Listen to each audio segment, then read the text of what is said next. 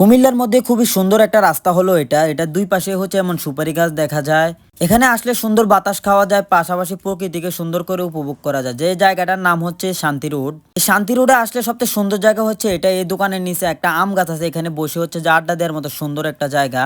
তাছাড়া সম্পূর্ণ শান্তি রোডেই হচ্ছে যে আপনার দুই পাশে সুপারি গাছ আছে, এখানে অনেক বাতাস। আশেপাশের এলাকা থেকে মূলত সবসময় এই জায়গায় মানুষ আসে ঘুরে। মূলত বিকেলবেলা আড্ডা দেওয়ার মতো বেস্ট একটা জায়গা হচ্ছে এই শান্তি রোড।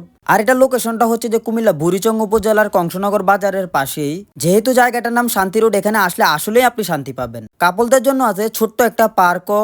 স্থানীয় ছেলেরা এখানে সবসময় হচ্ছে যে থাকে এবং কি দুষ্টামি ফাইজলামি করে, আপনারা এখানে আসলে দেখতে পারবেন। এগুলো করে মেয়েদেরকে ইমপ্রেস করেন।